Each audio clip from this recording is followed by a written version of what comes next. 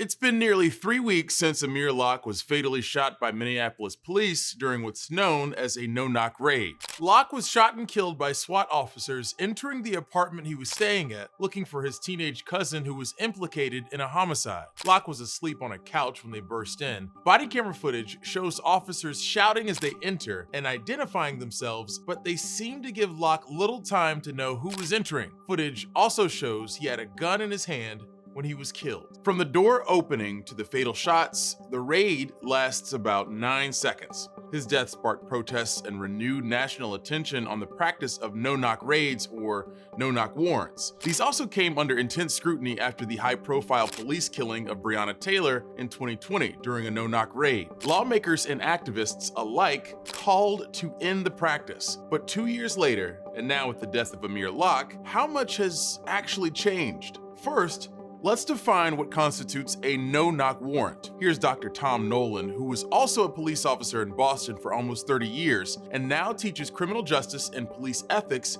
at Emmanuel College. The knock and announce rule is based in common law and case law, and that requires that when the police obtain a search warrant and in the process of executing the search warrant, that they knock and announce their office. A no-knock warrant or a quick knock warrant is used to bypass this rule and cut that waiting time after announcing their identity. It's for situations where officers are expecting armed resistance or worried about evidence being destroyed, and these warrants used to be quite rare. During the 1980s and the 1990s and the early 2000s, when we were full out prosecuting the quote-unquote war on drugs, they became more commonplace. It was just an assumption that where you see drugs, you're going to see firearms. I was never in a drug unit, but for officers and detectives who were assigned to drug investigations, they would execute no-knock search warrants fairly regularly. During the so-called war on drugs, many media reports, government accounts, and statutes asserted or presumed a link between drugs and violence. It could easily have been heroin or PCP. It's as innocent looking as candy, but it's turning our cities into battle zones. Law enforcement grew more militarized in weaponry and tactics, and there was a sudden growth of funding for narcotics units. SWAT team raids had shifted from exceptional cases like hostage-taking and terrorism to these no-knock raids for suspected drug possession cases. Paramilitary police raids ballooned from around 1,500 a year in the early 80s to an estimated 80,000 per year in the last few years. And a whopping 80% of SWAT or paramilitary raids were conducted specifically with no-knock or quick-knock warrants for drug cases. Local data on these raids can be hard to come by, but from what we know, these raids can often be violent, or like in Amir Locke's case, deadly. Usually, the residents of the occupants of the home are asleep. These warrants are executed in the early morning hours, as was the case in Minneapolis, and we hear a lot of screaming and shouting. In many ways,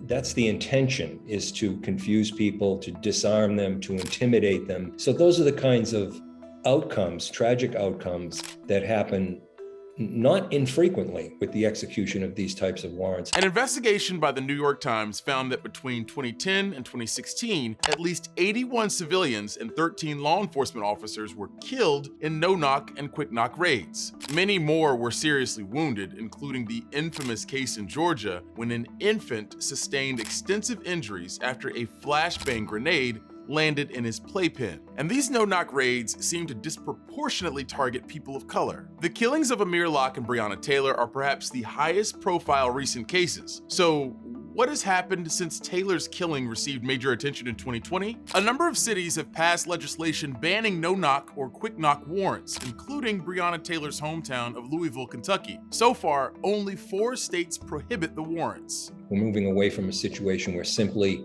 having this hunch that I might get hurt and that they might dispose of evidence is no longer going to be sufficient for the issuance of a no-knock warrant. Back in Minneapolis, Mayor Jacob Frey tried to limit the use of these warrants in 2020, including banning their use in drug possession cases for personal use. While some believe they would only be used in extreme situations, a year later, the department still issued at least 90 no-knock warrants, which raised some eyebrows. City officials claim not all warrants were carried out and that the process was indeed made safer. Now, after the death of Amir Locke, Mayor Frey has placed a temporary moratorium on all no-knock warrants except for in extreme cases like hostage situations. But some advocates say legal bans alone might not end the threat. There's a gray area between probable cause for entry without a warrant and a supposed no-knock warrant. Cops can still claim to hear weapons being readied or the sound of evidence being destroyed relatively easily. So advocates say other types of reform are needed